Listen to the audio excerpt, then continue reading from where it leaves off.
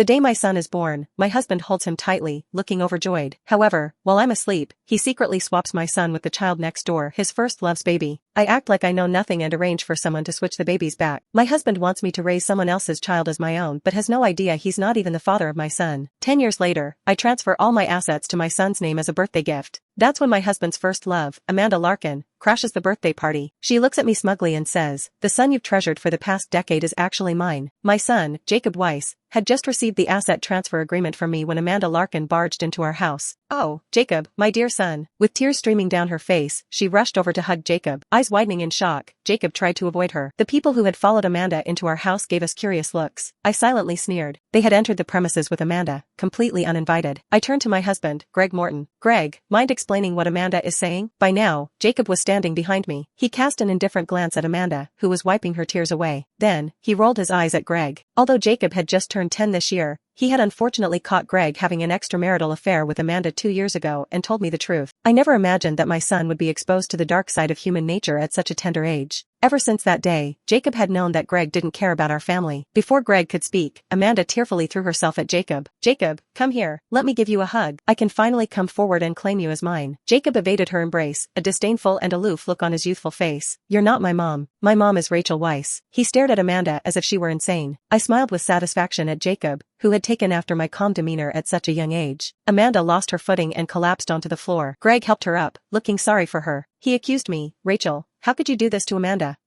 I cut him short by slapping both of them across the face. "Amanda is a mistress. She has no right to step foot in our home." "Greg, it's Jacob's birthday today. Why would you invite Amanda over?" My tone dripped with iciness. I couldn't hide my contempt and disgust for Amanda. Right then, Greg abruptly rose and raised his hand at me with a menacing scowl. All of a sudden, Jacob appeared from behind and shielded me with his tiny body. "Don't hit my mom." He was no match for Greg's strength. Yet he rammed his head into Greg's belly with full force in an attempt to protect me. Greg lost his balance. Clasping his abdomen, he fell onto the floor. He let go of Amanda, who also fell down with him. Realizing his own son had assaulted him, his face flushed in fury. In a fit of anger, he tried to kick Jacob, but Amanda stopped him. "Calm down, Greg. Jacob is our son, don't hit him." Greg finally managed to rein in his anger, but his chest heaved wildly as he shot daggers at Jacob. "How dare you hit me at such a young age? I would have taught you a lesson if your real mom hadn't stepped in. You're nothing but a troublemaker. Rachel must have raised you wrong." Greg directed his glare at me as he said that. If looks could kill, I would have been dead. But Jacob didn't flinch. Instead, he spread his arms wide to protect me. "Real men don't hit women. You're wrong for cheating on mom with another woman." I looked at his tiny frame, standing tall and defiant. As he seethed with anger, I could see myself in him. One of our older relatives, Timothy Weiss, broke up the argument between Greg and Jacob. He tapped his walking stick on the floor to silence everyone. "Quiet. What's going on?" As the oldest person there, Timothy commanded everyone's respect. He turned to Greg and Amanda, scrutinizing them. "Why do you have to cause a scene on Jacob's birthday?" Amanda shot Greg a look. Greg, taking her hint, immediately faked a sigh. "Since everyone's here today, I shall take this opportunity to announce some very important news." As he spoke, he cast a conflicted look at Jacob. I coldly watched his acting, feeling nothing but disdain. Jacob isn't Rachel's son. As Greg dropped a bomb, the party attendees began to murmur among themselves. Jacob's shoulders trembled slightly. He looked at me with a mix of confusion, fear, and panic. I stroked his head to comfort him and gently pulled him closer. A gleeful, victorious look briefly flashed across Greg's eyes, but it was quickly replaced by sadness and remorse. He explained, "Rachel and Amanda gave birth on the same day. When I visited Amanda with Rachel's baby, I made a mistake and swapped the two babies." His head hung low as if he were very upset, but I almost laughed at his hypocrisy. Greg was the one who had overstepped boundaries with Amanda, yet, he was trying to cover up his evil plan of swapping the babies by calling it a mistake. He stole a glance at me, expecting me to break down and make a scene. However, I showed no reaction and simply took a sip of my coffee. He continued, "I just wanted to make it clear to everyone here that Amanda is Jacob's biological mom, not Rachel." Taking another look at me, he added, "Rachel, you gave birth to a daughter, not a son. We need to right the wrongs today and hand Jacob back to Amanda." Some of our relatives looked shocked. Soon, people began to discuss the incident. Turns out they accidentally swapped the two babies. "It's not a big deal, they can just swap them back." That's right. A child should live with their biological parents. There's still time for the children to go back to their rightful parents. Rachel gave birth to a daughter. Since a daughter can't inherit the family wealth, Rachel should take this chance to step down. We can't have Weiss Group handed over to a daughter. That's no different than ceding it to an outsider. Eyes narrowed, I scanned the faces of those who had spoken up. They must have been infiltrators arranged by Greg. He had known these people would speak up for him. These useless, petty bootlickers in Weiss Group had long harbored resentment toward me. They would love to see me leave Weiss Group so they could continue working there. Upon hearing those words, Jacob gripped the hem of my shirt with unease. I comforted him and then looked at Greg, snickering. "Did you think I couldn't tell my child from another just because I was in great pain? Jacob is my son. He will never call another another woman his mother. I didn't raise my voice, but I sounded unusually firm and unyielding. The panic on Jacob's face gradually subsided after he heard my assuring statement, and he drew closer to me. Tears immediately rolled down Amanda's cheeks. She appeared heartbroken, as if I had really taken her child away. Ratch, Greg is telling the truth. Jacob is my son. Stop lying to yourself. I am Jacob's biological mother. Amanda tried to claim her child back with great sincerity. She thought I was in the dark. On the contrary, I was well aware of Greg and Amanda's actions. Jacob was my son, there was no doubt about that. 10 years ago, Dad had forced me to break up with my first love, Derek Stark, all because he deemed Derek poor and therefore not good enough for me. Dad passed away not long after I broke up with Derek. Drowning in despair, I agreed to marry Greg when he proposed to me. After all, he had been doggedly pursuing me for a long time. However, during the wedding preparations, I discovered that Greg was cheating on me with Amanda. Seeing that, I realized that he was only marrying me for my money. He had been dating Amanda from the start. On my wedding night, I made Greg drink so much alcohol that he became stupidly drunk. I misled him into thinking we had slept with each other. After Jacob was born, Greg stealthily switched him with Amanda's daughter. Unbeknownst to him, I quietly switched them back. Since newborn babies looked almost no different from each other, my actions went unnoticed. There was one thing Greg didn't know. I had been 4 weeks pregnant with Derek's child at the time of our wedding. Anyway, Greg was happy after he executed his plan to switch the babies, thinking that he and I were raising Amanda's child. After that, Greg started to shy away from being intimate with me, claiming he was too exhausted from work. But I wasn't mad at him at all. Every time, I played the role of an understanding spouse. Deep down, I knew that he had been dating Amanda all along. He didn't need me at all. In the next 10 years, I raised Jacob with much care and love. Greg was good to him too. Sometimes, I wanted to laugh at Greg when I saw how much effort he poured into raising Jacob. Greg thought he had fooled me, but he was the real clown here. I had no doubt he would be shocked to learn he had raised someone else's son for 10 whole years. Rachel, Amanda's right. There's been an accidental swap. Jacob is not your son. You gave birth to a daughter. Greg's tone carried a cynical edge. Amanda is still Jacob's biological mother, no matter how much you deny it. I sneered. I think you're out of your mind. What nonsense is that? Feeling humiliated, Greg became furious. Don't believe me? Let's get a DNA test. Jacob is definitely not related to you. Greg spat at me. Not only that, I want a divorce. I only pursued you because you were nice and obedient. I never thought you'd turn out to be so unreasonable. I'm done putting up with you. As he spoke, he glanced at Amanda from the corner of his eye. He appeared to have it all planned out, getting a divorce from me, marrying Amanda, securing custody of Jacob, and ruining Weiss Group. I found Greg's words hilarious. He had been poorer than Derek when he pursued me. I had only agreed to settle down with him because Dad's death was still a raw wound, and I had lost all hope at that time. Although Greg had compromised and married into the Weiss family, he had been rewarded with wealth and social status in return. How could he turn around and accuse me of humiliating him? He was utterly abhorrent. I knew what he was playing at. Every year, I would give Jacob an expensive gift on his birthday. This time, it was a stock transfer agreement. I had granted Jacob half of my shares in Weiss Group. Greg and Amanda must have thought it was the right time to gain power in Weiss Group through Jacob, but they probably never imagined that I would have seen through their scheme early on. Sounding calm and unperturbed, I replied, "All right, let's get a divorce. Forget about the DNA test, though. Jacob is definitely mine." Jacob held my hand tightly. "Mom, I believe in you. I look just like you." Greg and Amanda's expressions fell. Greg immediately pulled Jacob into his arms. "Son, why didn't you trust me?" Jacob merely shoved Greg away and ran back to me, clearly refusing to have anything to do with Greg. "Mom." At that moment, a girl entered through the main door and made a dash for my arms. She looked up at me, declaring, "Mom, I'm Charlotte Weiss. I'm your daughter." This took everyone by surprise. All eyes were on me and the little girl. I thought, this must be the girl they claim as my daughter.